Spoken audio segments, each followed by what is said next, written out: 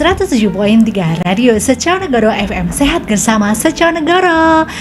Assalamualaikum warahmatullahi wabarakatuh.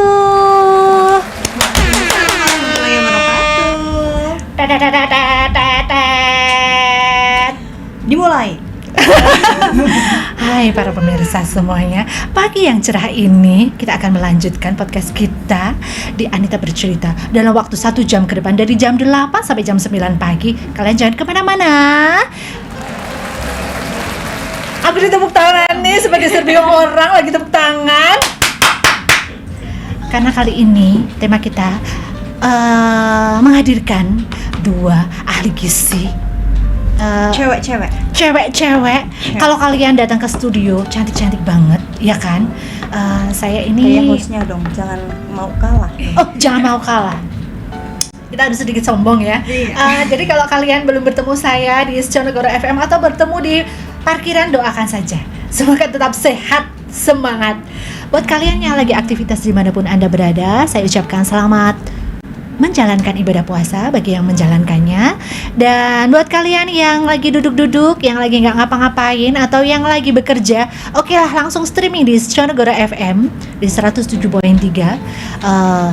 Kali ini saya akan menghadirkan 2 tamu ahli gizi yang tadi saya sebutkan, karena tema kita nanti akan mengenal lebih dekat, lebih hangat dengan instalasi gizi. Di sini ada Mbak Hanifah. Selamat pagi Mbak Hanifah. Selamat pagi Mbak. Ini kembaran aku. Bedanya Mbak Hanifah itu lebih kalem. Kalau aku kalem. Kok itu Mas Adit kok ketawanya gitu ya? Saya ini duduk di sini ya para pemirsa. Sebelah kanan saya, kubu sebelah kanan itu ada Mbak Wahyu. Hai, kubu sebelah kanan. Jalur yang benar berarti ya. Iya. Dan alhamdulillah sekali saya di jalur tengah Shirathul Mustaqim, ya kan? Selalu lurus terus. Karena harus melihat ini ya, melihat kamera ya. Melihat ke depan. Melihat ke depan. Jadi kalian jangan kemana-mana, karena kita nanti akan mengulik-ngulik ruang instalasi gizi Dan ahli gizi. Iya. Tentunya, ya kan? Tidak hanya ahli ngomong di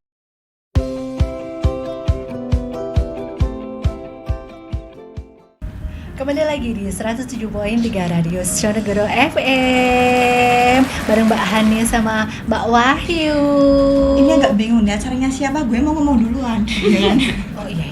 Bawa acaranya Pembawa acaranya mana? Apakah saya menjadi pendengar setia yang kayak gitu, atau cuma yang koordinator kayak gitu kan ada? Ini mau duduk manis dulu, jadi hari ini lagi jadi tamu. Jadi narasumber. jadi bos. Oh, Mbak Wahyu bosnya ya? Berarti kalau sama bos Itu kan ini kata-katanya meleset sebentar kalau sama dia kan. Jadi para pemirsa, di samping kiri saya itu ada Mbak Hanifah. Mbak Hanifah itu kalau kacamatanya kita sama, terus kita maskeran, terus kerudungnya disamain, itu sama. Sama, sering dipanggil Mbak Ita. Itu sering dipanggil. Tapi saya jarang dipanggil Mbak Hanifah gitu. Mungkin boleh tukar posisi ya, Mbak Anita ini dari asesmen ke Dahlia gitu kan. Saya nongkrong di Terus, sana ya.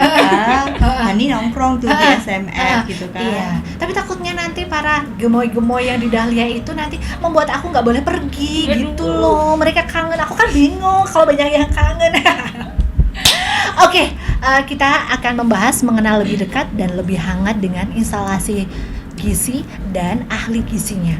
Jadi di sini ada berapa person ya Mbak di instalasi gizi ya? Ahli gizinya ada 9. Masya Allah. Tuh, Seconegoro 9 ahli gizinya guys. Ada 9. Terus kalau personal semuanya berapa Hani? Ada 30.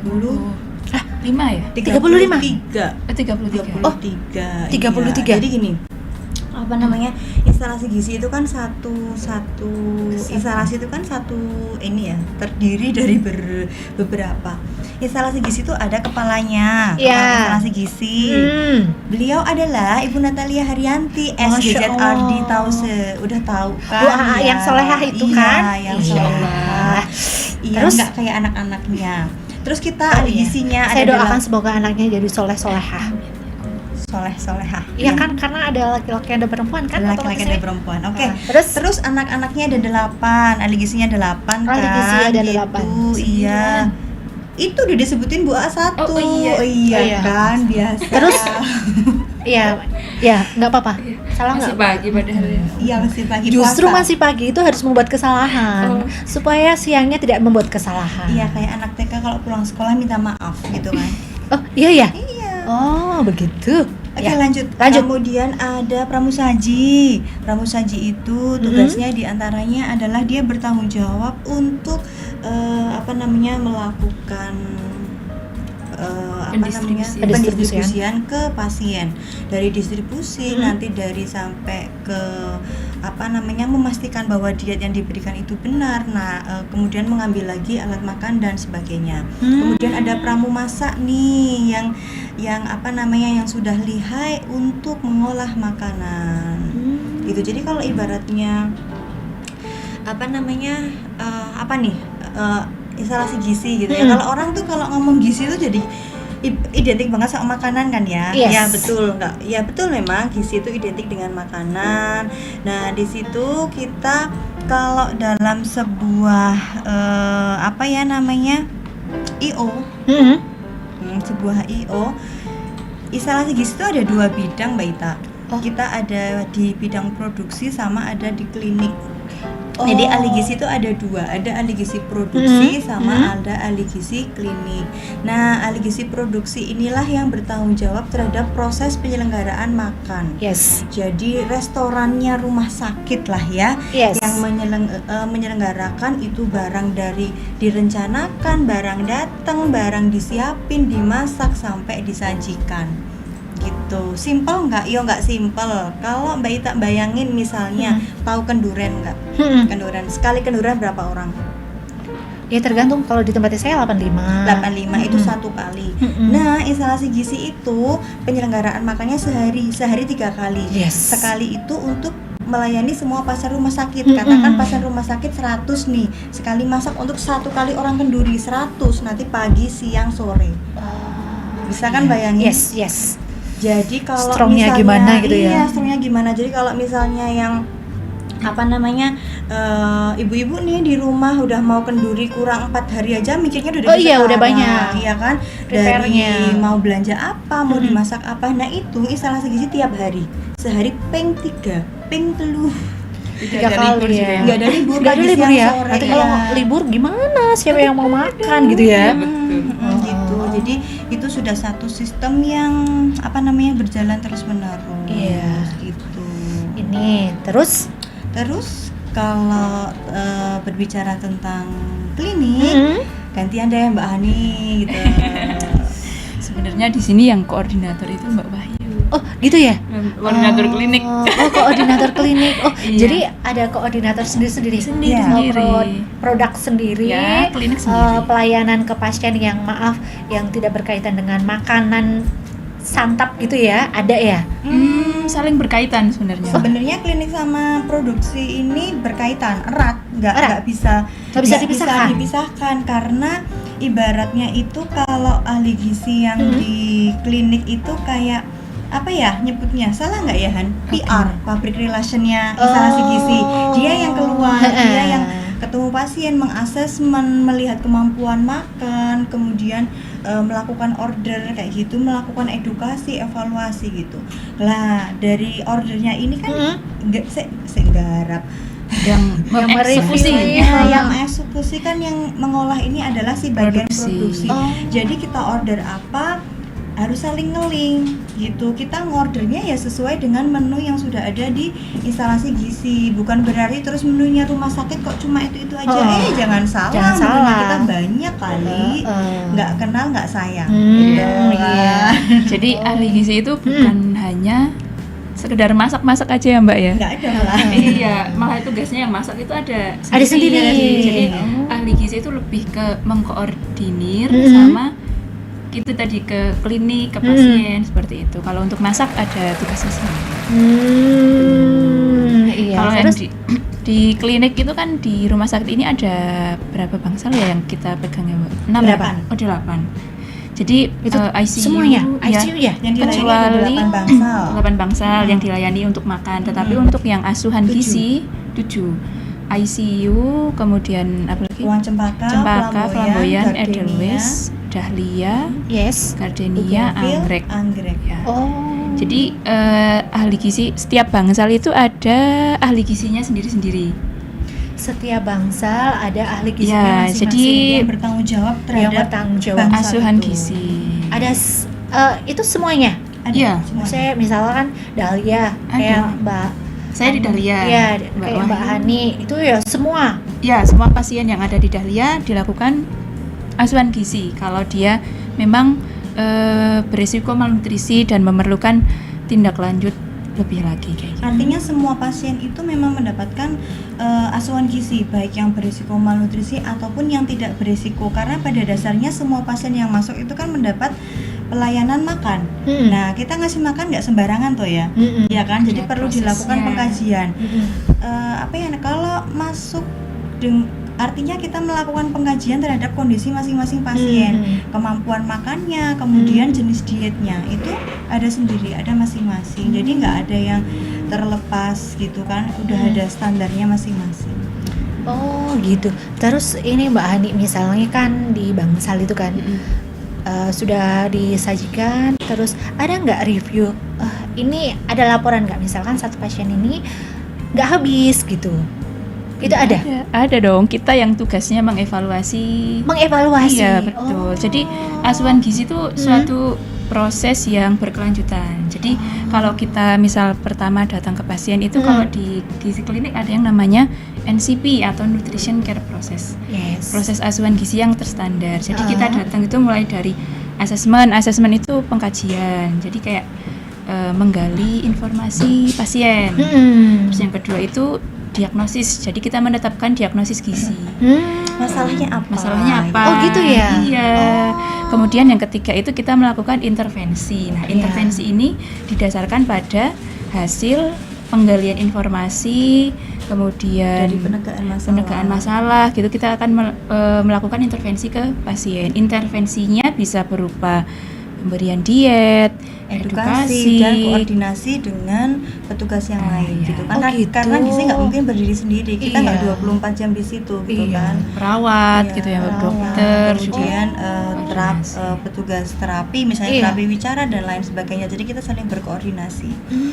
Dan yang evaluasi tadi, kalau Mbak Ita menanyakan tentang sisa makanan, ada dong, kita ada laporan sisa makanan karena kebetulan sisa makanan ini juga menjadi salah satu indikator mutu instalasi gizi yang memang harus dilaporkan. Jadi sisa makanan pasien tuh berapa ada laporannya. Yang melakukan penilaian siapa? Pramusaji. Jadi pramusaji sudah kita latih untuk menilai sisa makanan pasien tuh berapa sih nilainya, nah kemudian diinput. Oh begitu. Gitu, iya. Oh, nah ini gitu. juga penting para pemirsa semuanya karena memang saya pribadi pernah bahasanya nungguin, ya kan. Ketika ini boleh diklarifikasi Mbak Wahyu, apakah ini benar apa enggak? Terkadang kan kita dikasih makan, ya kan? Pasiennya nih. Pasiennya misalkan, terus pasiennya maaf, pasiennya ki ora seneng lawuh iki, lagi lawuhe nggo penunggu bae, gitu. Ini gimana Mbak Wahyu? Misalkan, padahal ini sering terjadi. Ini harus diklarifikasi Mbak Wahyu. Iya, baik. Mbak Hani aja deh, klinik deh. Nah, gimana ini Mbak Hani? Sebetulnya kalau untuk makanan yang kita sajikan itu kan menyesuaikan dengan kondisi pasien. Nah, ketika pasien itu mungkin tidak suka atau tidak menerima, itu memang sering sekali jadi penunggunya yang makan. Yes, cok eman-eman gitu kan. Betul. Sebenarnya kalau misal bahaya atau enggaknya ya gimana ini Mbak Hani? Kalau untuk bahaya untuk siapa nih? Untuk penunggu maksudnya Enggak lah yang ya. ditanyakan bahaya atau gimana Mbak? Enggak, maksudnya ini kan ada laporan. Oh gitu. Nah, itu I know, ini, yes. Ini efeknya jadi gini. Tahu-taunya ini telkomnya ya. Telkom atau apa sih ya? Plato. Template gitu ya. Piringnya. Wah, ini si pasien habis terus. Wah, bagus ini. Ini ternyata yang makan ibunya misalkan. Oh, gitu. Nah, itu. Ini angel. Nek wong nek wong nganu ya kudu Oh, entek gitu. gitu. Ini gimana? ini agak beda penangkapan sama saya tadi tuh Saya kayaknya. juga nangkepnya beda tadi. Iya, memang saya sama Mas Adit kadang-kadang bahasanya itu dari luar negeri ya Mas. Mungkin kita generasinya beda ya. Saya kan baru kemarin lulus ya, baru 17 tahun. Ya kan, mohon maaf, Anda berapa ya Bu? Saya itu sebenarnya belum lulusan kemana-mana ya. Saya hanya magang sebagai gimana ini? Kalau saya menanggapi satu dari sudut pandang yang tadi tak terima dulu ya. Kalau misalnya ada pasien yang kita siapkan hidangan kok misalnya nggak mau. Pertama, pasien itu sudah kita assessment. Sudah kita assessment. Pada kondisi sakit itu terjadi beberapa perubahan, termasuk diantaranya adalah indera pengecap, kemampuan makan, gitu ya. Kemudian indera pengecap ini ketika berubah berarti kemampuan dia untuk menilai suatu rasa itu berbeda, gitu.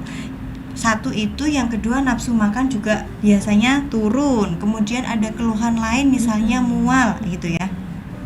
Jadi kalau biasanya suka sebutin. Misalnya karena anak-anak kan sukanya Kentucky misalnya ya, gitu ya. Misalnya sukanya ayam goreng gitu. Kebetulan baru masuk di sini ketemunya biasanya ayam goreng tepung, di sini ketemunya ayam goreng biasa.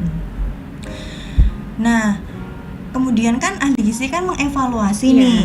Kalau misalnya di dalam proses assessment itu kita juga mengassessment terkait dengan misalnya kemampuan makan, alergi, intoleran, dan beberapa makanan yang bisa meningkatkan nafsu makan ke beberapa pasien, utamanya anak-anak ini kan khas banget ya.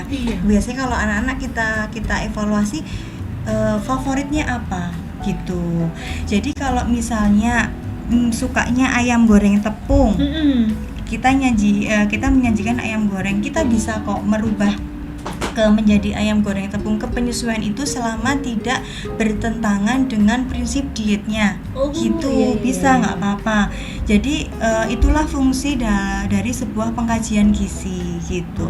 Tapi kalau misalnya memang misal nih lagi tipoid, lagi demam-demamnya, masih mual, masih muntah, itu ngerengek minta itu, kita tetap memberikan sesuai standarnya kita, sambil kita tetap mengedukasi, karena jangan sampai intervensi medis yang diberikan, harusnya intervensi gizi ikut membantu dalam proses penyembuhan, malah kita mengacaukan karena kan itu kaitannya dengan pencernaan. Tapi kalau misalnya nggak ada kaitannya sama pencernaan, misalnya ibu melahirkan nih, ya silakan aja. Kita gitu dalam proses edukasi, proses assessment itu menyeluruh kayak gitu.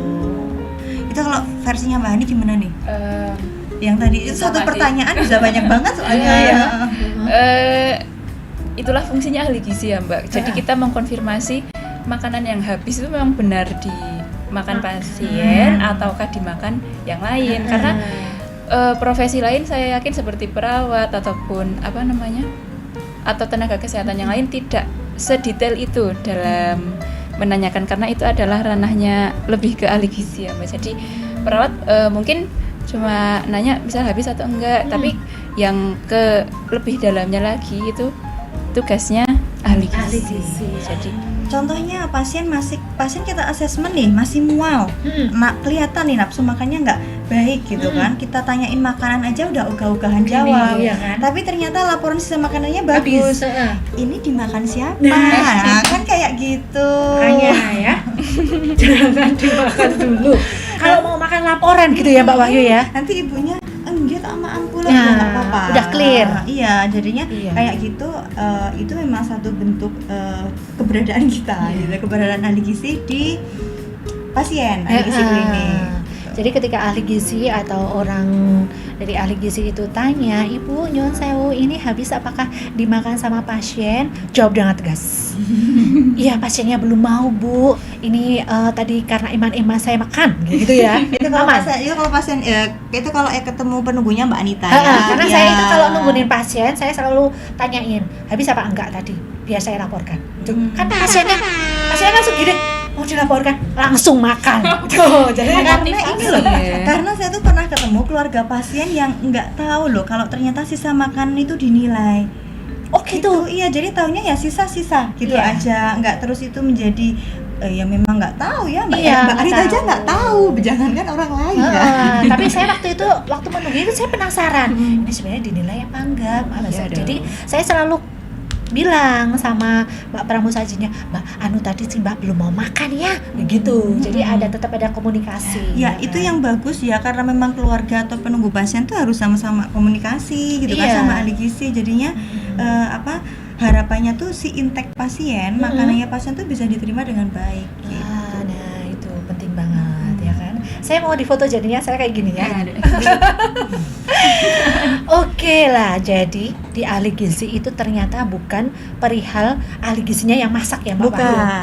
dong. Jadi kalau di di dapur produksi yaitu ada pramu masak. Yes. Pramu masak ya dari shift subuh, kemudian ada shift siang, dia menyelenggarakan makan pagi, makan siang, makan sore kayak gitu. Makanannya itu apa? Ya banyak, dari makanan biasa, ada makanan khusus, diet khusus gitu. Menunya apa aja banyak lah, mau nanya diet apa nih? Oh, jadi Gitu kan? banyak ya. Standarnya Banyak banyak, dong. iya. Jadi kalau para pemirsa yang dulu biasanya itu dapat menu.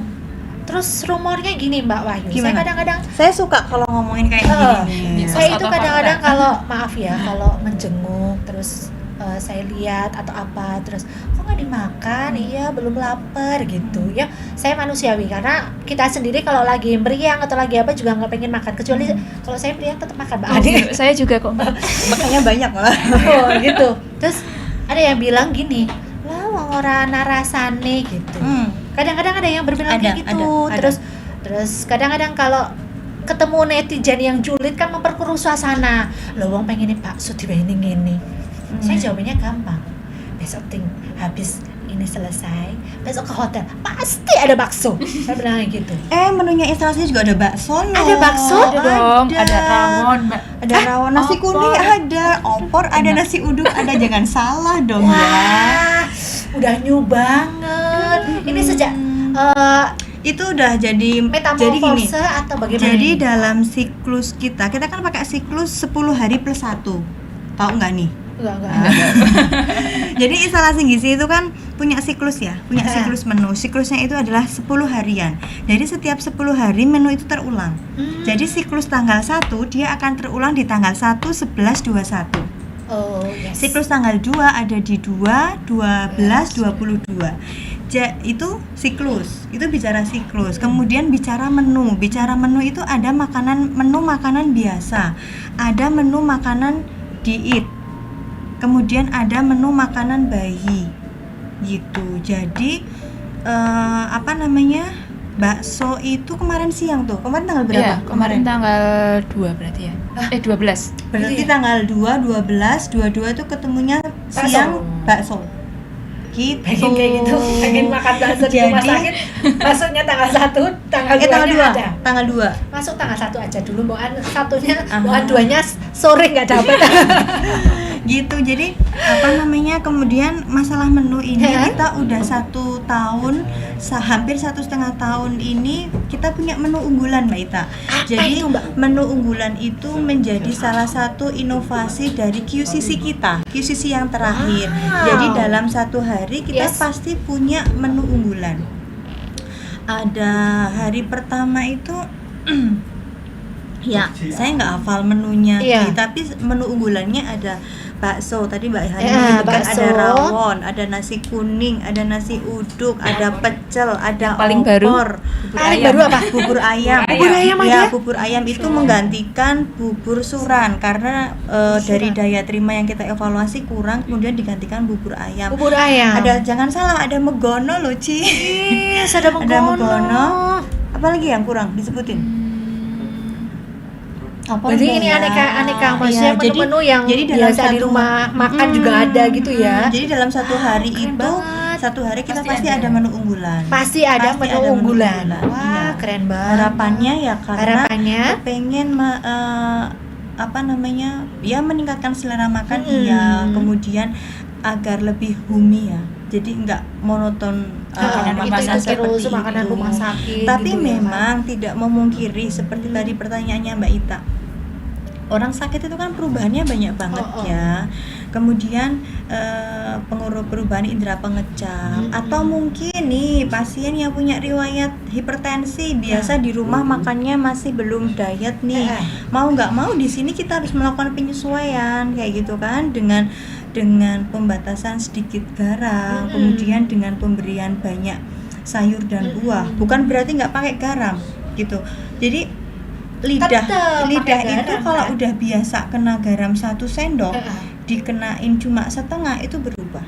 Oh gitu. Mas Adit biasa makan micin, dia kan generasi micin, kemudian enggak kena micin kan beda. Oh kayak gitu ya? gitu. Jadi Kurang sedap.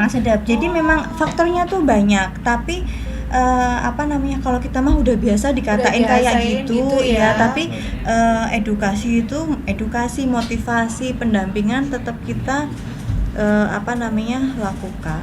Karena nggak mudah, apalagi mohon maaf nih kalau sudah yang agak usia indera pengecapnya menurun ya. Selain kan? indera pengecap juga indera-indera yang lain kayak Ya, giginya jadi susah gitu ya kan. Garam yang udah banyak aja nggak asin, apalagi harus dikurangi kan. Iya, Tambah-tambah nggak ada rasanya. karena sesuatu yang nggak enak itu belum tentu nggak baik, iya kan? Kita cari-cari yang setia aja, Yang udah pasti-pasti aja. yang gitu. sudah pasti-pasti aja. Karena kalau kita di PHP males banget nggak sih, Cian? Oh jadi begitu. Ini gebrakan dari instalasi gizi itu ada menu-menu yang hasil unggulan ya kan? Jadi hanya di Sconegoro ya kan? Iya, hanya di keren Sconegoro. banget ini. Nggak percaya boleh buktiin deh. Boleh nggak buktiin apa-apa. jadi pasien dulu. Boleh. Boleh Nanti ya kalau kan? pas dirawat inap cari tuh ahli gizinya. Ya rawat inap saya mau ketemu ahli gizinya, Ya, boleh. Kita mah boleh. dengan senang hati dicari pasien gitu kan. Oke, nanti kita akan kulik-kulik lagi. Masih ada beberapa pertanyaan di kepala saya. Jangan kemana-mana. Kita putarkan lagu. Apa coba? Apa ya? Check it out aja.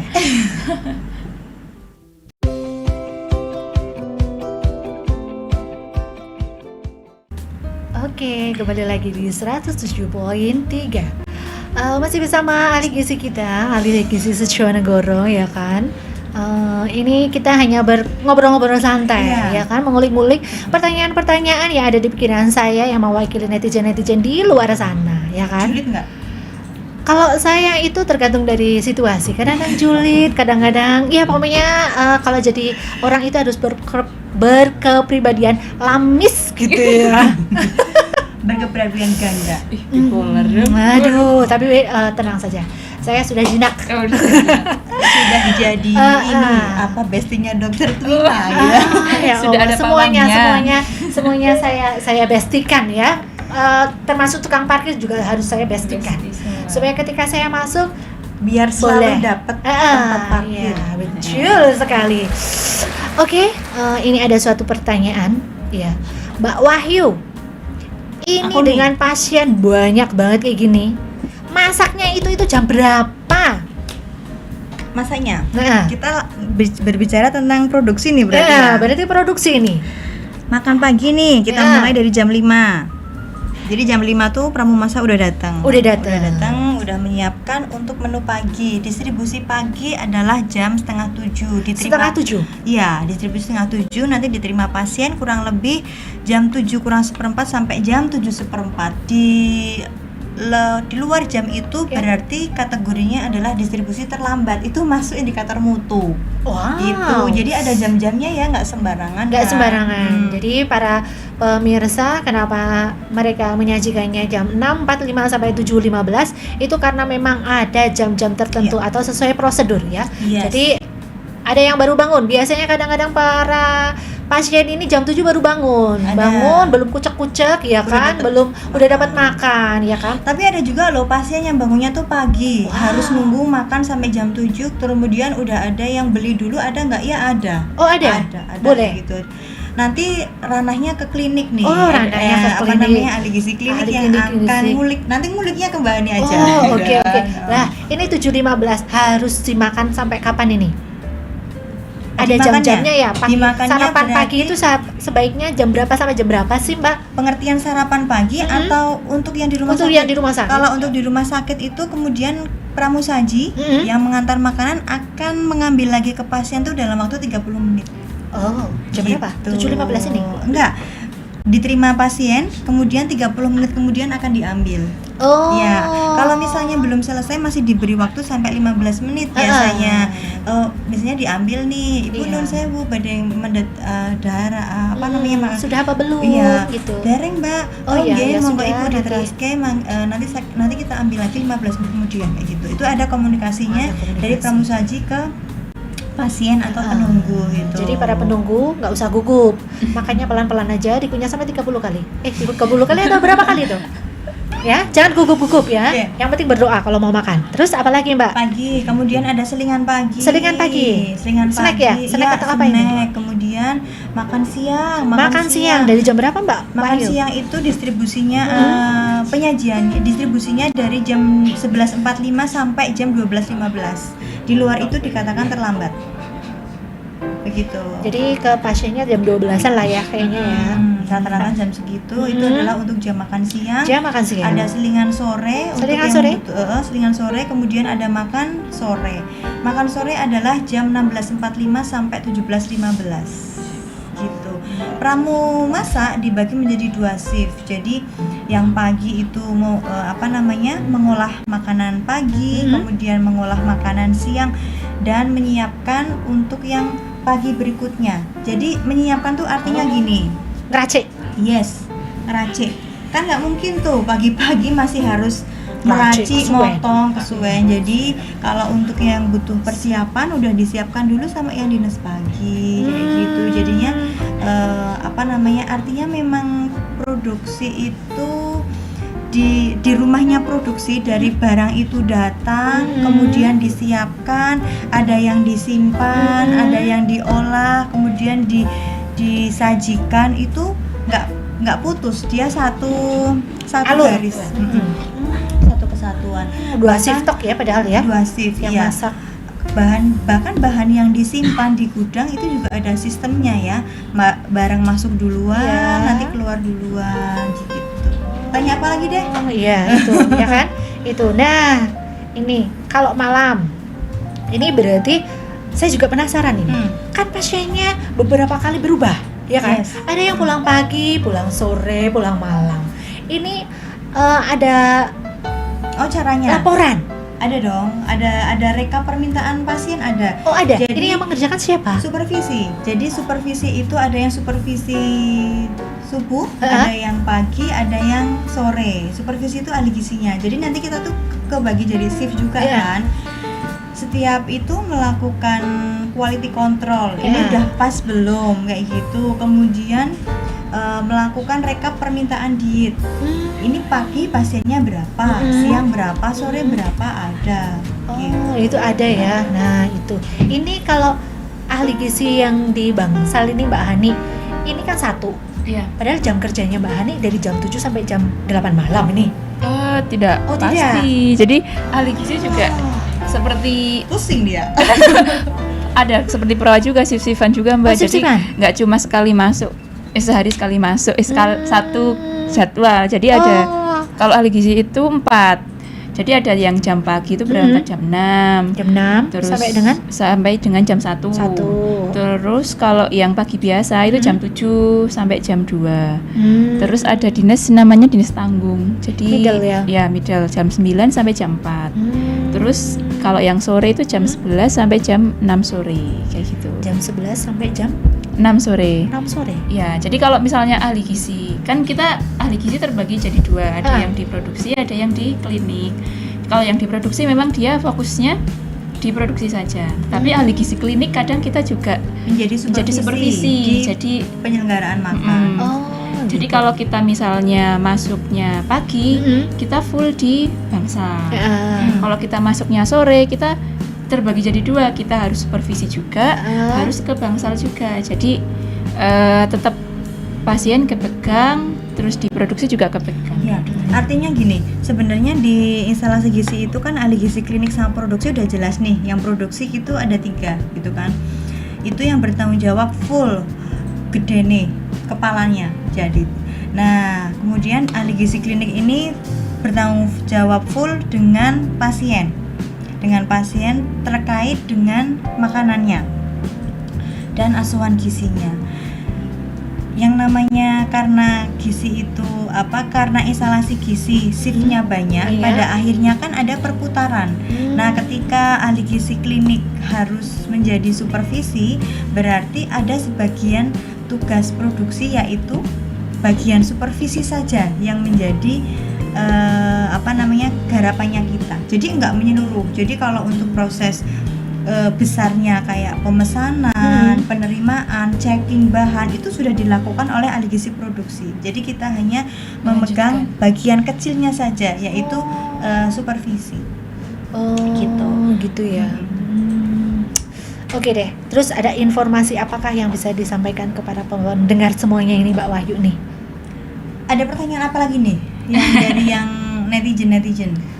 Oh iya, saya kepingin menyampaikan bahwa instalasi gizi itu bukan sekedar tahu tempe gitu ya, nasi gitu.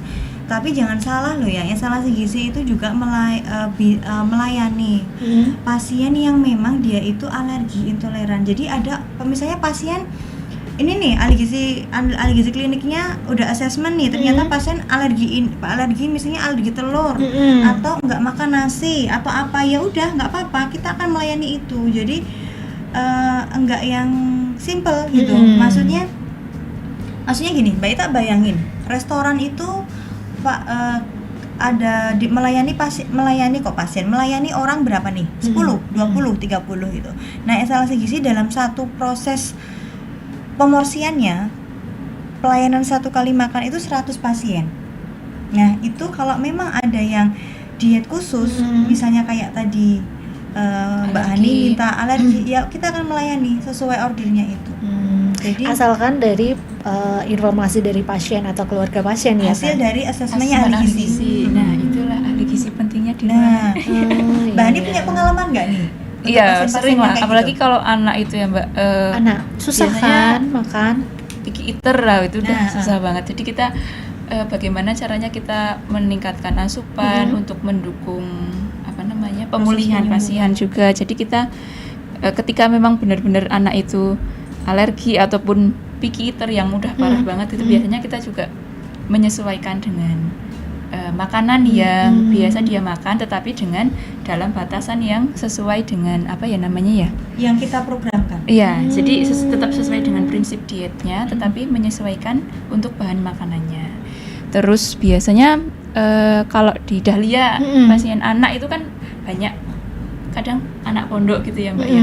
Di pondok katanya ada istilah mutih gitu, puasa yang nggak makan nasi. Nah itu tetap kita bisa menyediakan makanan pokok selain nasi. Jadi misalnya kentang atau seringnya nasi jagung sih. Oh gitu ya? Ya, kita bisa sediakan. Jadi kita koordinasi dengan itu ahli gizi produksi untuk membuatkan atau untuk memesankan. Itu tetap ada ya. Jadi para pendengar semuanya, panjenengan yang punya alergi atau berkaitan dengan makan lah, kebiasaan makan, mungkin simbah-simbah yang sukanya makannya ini atau itu kerupuk gitu kan. Oh boleh Pak, pakai kerupuk. Selama tidak bertentangan nggak apa-apa, boleh aja ya, gitu. Karena ini trik untuk saya sendiri yang penunggu pasien. Biasanya kalau saya itu memberikan makanan ke pasien, kan karena saya juga nggak tahu ini orang sakit apa yang harus dihindari apa. Ketika saya belum tahu gitu ya Mbak Wahyu, saya selalu tanya, Bu perawat nih orang bersusah biasanya di sini gitu ya. Betul. Karena memang tidak memungkiri, karena teman-teman perawat itu memang yang 24 jam mendampingi pasien.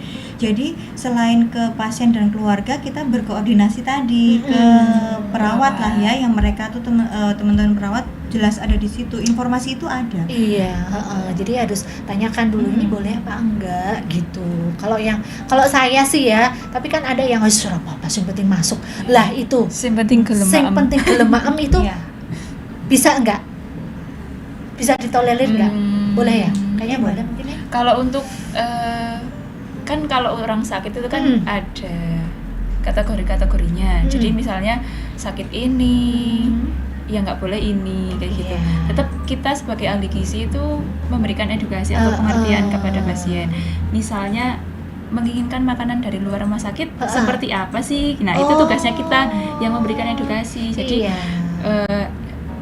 makanan yang seperti ini, seperti itu. Kalau misalnya menginginkan makanan dari luar rumah sakit, tetapi ya bagusnya ya makan jangan dulu gitu lah ya. Atas anjuran dari kita. Jadi makanan yang kita berikan yang dimakan. Tetapi kalau misalnya ahli gizi itu juga tugasnya juga memberikan edukasi terkait dengan makanan dari luar rumah sakit yang dibatasi seperti apa, kemudian yang diperbolehkan seperti apa.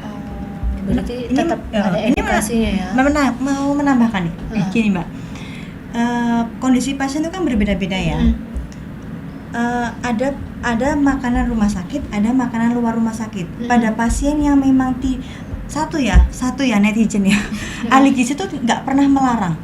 Jadi saya dan teman-teman itu tidak suka dengan kata-kata boten pareng, tapi kita adalah menganjurkan. Ketika kita menganjurkan tidak mengkonsumsi ini, kita ahli gizi akan memberikan alternatif ini. Jadi orang tuh nggak putus asa, karena bagaimanapun juga yang namanya makanan adalah kebutuhan dasar. Jangan sampai orang tuh merasa nggak dibolehin makan apa-apa, gitu. Jadi ketika orang sudah diedukasi tidak boleh ini karena ini dan alternatifnya ini, harapannya bisa menerima. Kan kayak gitu. Iya, kalau belum bisa ya nggak apa-apa, namanya proses edukasi. Ya kan? Nggak sekali orang jadi. PDKT sekali aja nggak jadi. Nah, gitu kan? Apalagi kita yang orang sakit menerima kondisi sakitnya aja nggak mudah, udah diajak ngomong makanan, ribet gitu banget kan? gitu ya. Jadi kalau misalnya ahli gizi kemudian kok bawel apa kebanyakan bicara kayak gitu ya, itu satu proses gitu.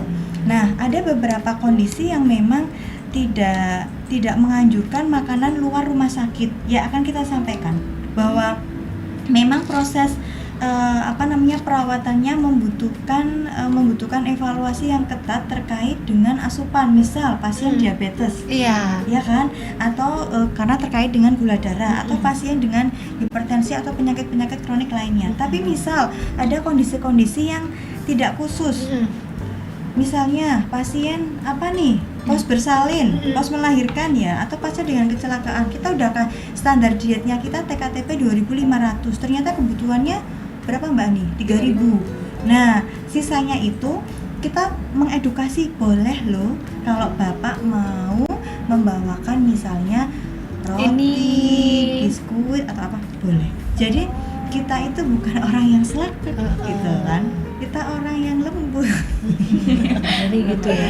Gitu. Jadi tujuannya adalah kepengen bahwa makanan itu sesuatu yang memang sudah kita dari lahir, makanan nggak pernah lepas dari kita gitu kan. Tujuannya adalah bisa diterima. Oke. Nah, ini sebelum kita mengakhiri, suka dukanya jadi ahli gizi. Mulai Mbak Hani dulu deh. Gimana ini Mbak Hani? Jadi ahli gizi klinik deh, suka dukanya deh, boleh deh. Cerita di Anita bercerita itu. Sukanya jadi banyak temen ya, ketemu teman-teman di bangsa, perawat, tenaga kesehatan lain, dokter. Jadi kita bisa menjalin hubungan selain dengan silaturahmi gitu ya. Bisa PDKT ya kan. Mbak Wahyu. Terus sukanya karena ketemu anak-anak ya Mbak. Kalau saya nih. Kalau di Dahlia itu mulus anak-anak ya. Jadi kayak kadang ada yang lucu-lucu gitu, jadi hiburan juga Mbak. Juga sih ya. Iya. Kalau dukanya kalau ketemu pasien yang rewel, gitu ya, atau ketemu kita tuh ya Mbak, saya ahli gizi klinik itu seneng banget ketemu pasien yang kooperatif. Meskipun mau pertanyaannya bejibun, itu kalau pasien sama keluarganya itu udah well sama kita, nggak masalah, kita tuh dengan senang hati. Tapi kan ada yang namanya orang itu kan macam-macam ya, pasien juga macam-macam. Kita datang, moodnya udah nggak bagus nih. Males. Ya kita akan assessment secukupnya dulu, nanti kita akan lanjut. Nah kadang-kadang mendekati pasien itu nggak semudah membalik telapak tangan, diterima dengan baik itu, nyampainya ke hati loh. Iya nggak sih? Iya nggak sih? Iya, jadi kayak kita kalau misalnya udah sambutannya udah ini dulu, kita jadi kadang kayak langsung down gitu ya? Gitu kayak Oh, iya nggak sih, maksudnya sama nggak sih. ini ya Mbak, Nggak apa semangat. ya? Ya bukannya gitu sih, tapi kayak Aduh, troublemaker nih gitu nggak? Ya nggak? nggak Menjadi catatan seasik khusus. yang Oh, apa gitu ya? namanya pasien-pasien yang memang kooperatif gitu kan, kadang kita sampai lama ngobrol kayak gitu, jadi apa yang dia tanyakan kita pun senang untuk jawab kayak gitu. Karena memang apa namanya ya, orang itu kesiapan diri untuk merubah pola makan nggak semuanya mudah gitu kan. Ngapain kamu ahli gizi ngomongin makanan? Iya kan? Saya kan sakit nggak butuh, ada loh yang kayak gitu ya, Yang ada penting minum lah. obat, makan Penting minum obat gitu kan. Oh gitu? ada juga. Ada juga ya? Nggak apa-apa, Oh, itu yang namanya satu proses ya, gitu memang harus dijalani. Jadi nggak mudah ya.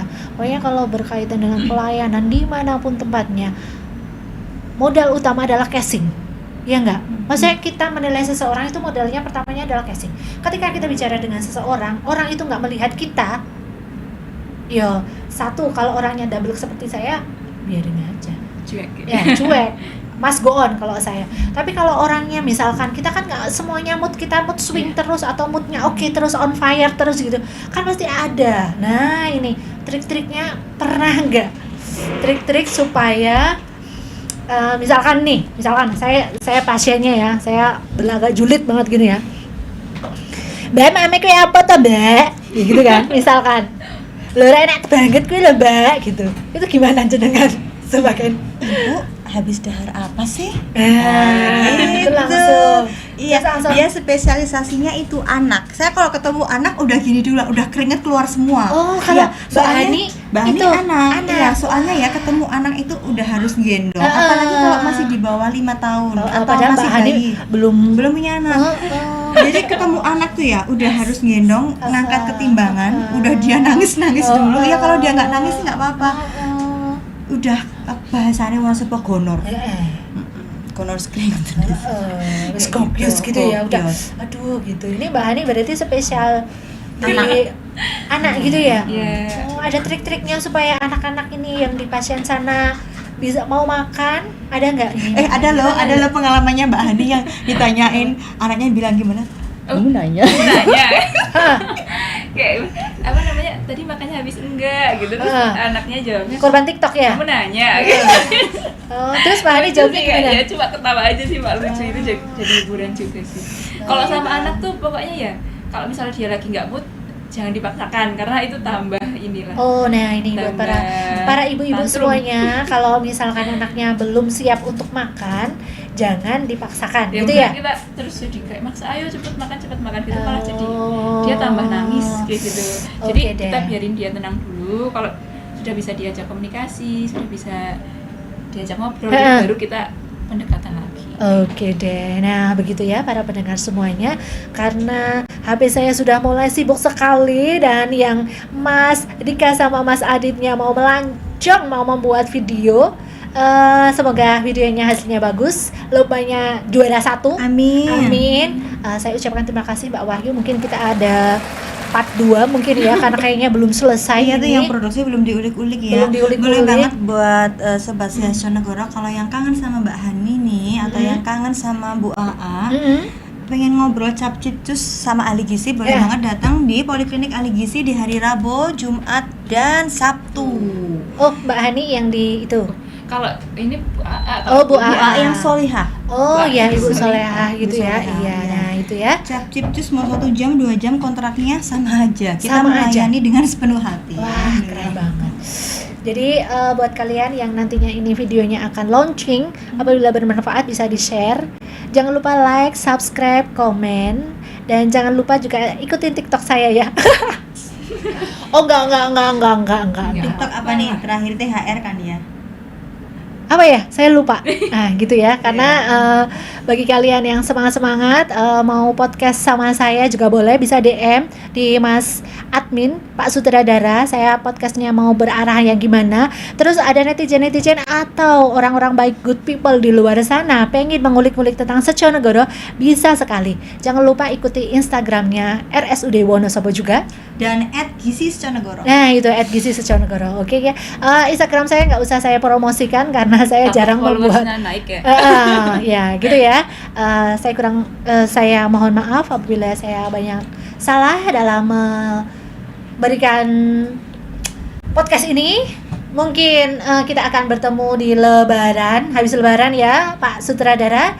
Saya mohon maaf sekali menjelang Lebaran, mungkin Lebarannya masih lama. Saya mohon Minggu maaf. depan Mbak Cin.